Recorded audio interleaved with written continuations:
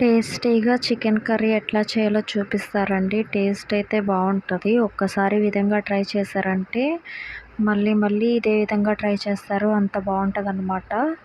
లివర్ల curry ఇక్కడైతే 3 ఉల్లిపాయలు, 4 పచ్చిమిర్చి, అట్లాగే కొద్దిగా కరివేపాకు. ముందుగా స్టవ్ ఆన్ చేసి ఒక బాండీ పెట్టుకొని దాంట్లోకి 3 టేబుల్ స్పూన్ ఆయిల్ అయితే వేసుకోండి. ఆయిల్ వేడెక్కిన తర్వాత పచ్చిమిర్చి వేసుకోవాలి. తర్వాత కరివేపాకు, అట్లాగే ఉల్లిపాయలు కూడా వేసేసుకోవాలి.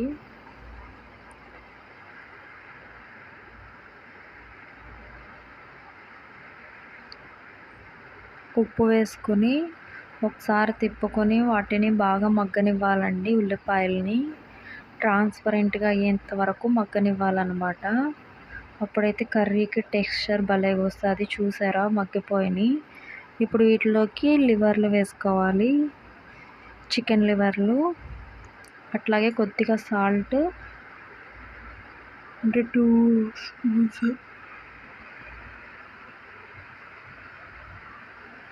టీ స్పూన్స్ సాల్ట్, అట్లాగే కొద్దిగా పసుపు, అట్లాగే 2 టీ స్పూన్స్ అల్లం వెల్లుల్లి పేస్ట్ వేసుకోండి.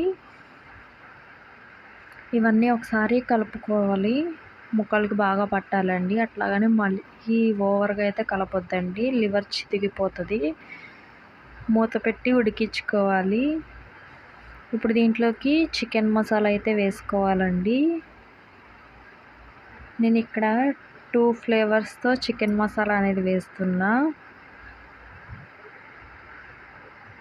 ఒక 10 నిమిషాలు మగ్గిన తర్వాత కారం అయితే వేసుకోవాలండి.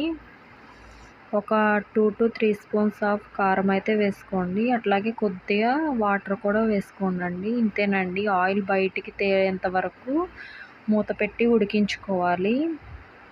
చపాతీల్లో కానీ రోటీల్లో కానీ చాలా మంచి కాంబినేషన్ అండి లివర్ కర్రీ.